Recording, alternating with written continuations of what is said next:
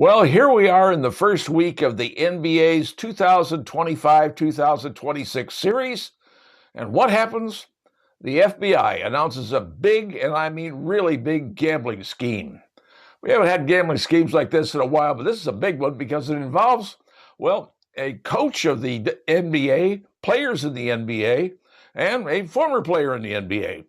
But are there more people coming? Well, that's a very good question that hopefully will be answered soon. But the big one right now is the coach of the Oregon team. Well, that's Chauncey Billups.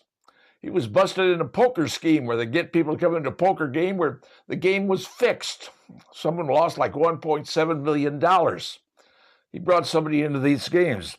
And then you had Terry Rozier. He's the point guard, I believe, for the Miami Heat. He was dropping out of a game, said, well, didn't want to play anymore, changed the prop bets. Now, if you know what a prop bet is anything aside from the outcome of the game itself. It could be who's the first person to be out, who's the first person to catch a football, who's the first person to run for a touchdown, whatever. These side bets, they call them, prop bets. And he came out of the game early, and frankly, I ended up collecting $200,000 from a guy who's making $26 million a year, gets $200,000 for stopping playing early in the game, so it messes up a prop bet. Look, we haven't seen gambling stuff like this in a long time.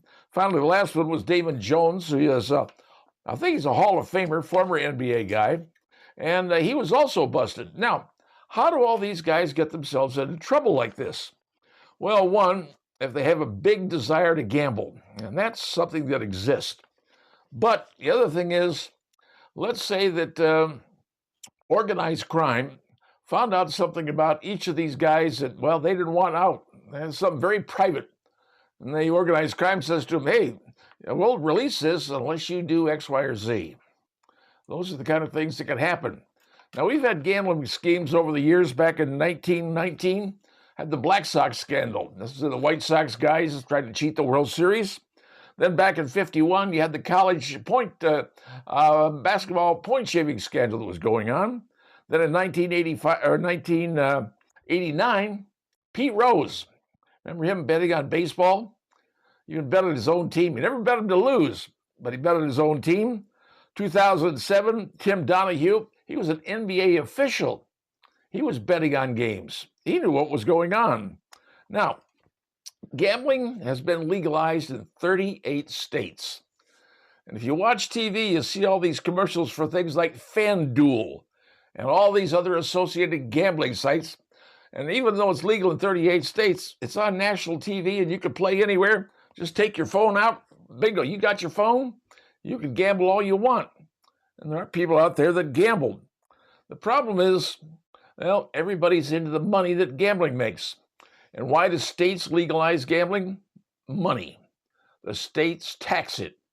And you figure out there's, like $21 billion worth of money that people gamble on. States are getting their cut of it. That's what this is all about. Same thing happens with the marijuana legalization.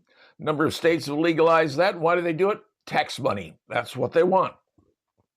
So, are these evil things? Yes, they are. Are they things that you can avoid? Yes, you can. Unless you decide you want to get into something that you may not be able to get out of. Now, here's something to think about. People out there have bookies. Now, bookies, you don't use a credit card on a bookie. You just call a bet in, and he has a tab for you. And if you lose, well, that tab's going to be paid.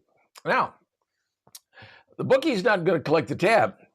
He's going to send somebody over to collect it. And usually those somebodies are organized crime people.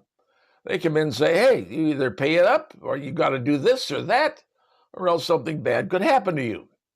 Well, that's how some of these things happen with these people getting themselves in trouble and do things they probably wouldn't normally do. But now what you've seen is happening. Organized crime? Yes. The Italian families were in this whole thing up to their eyeballs. Are there more coming?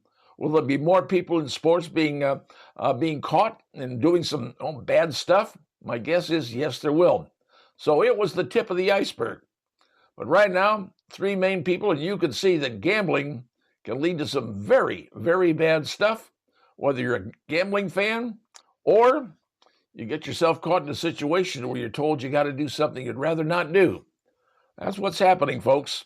And the FBI is all over it. And I'm guessing they're just starting. More to come.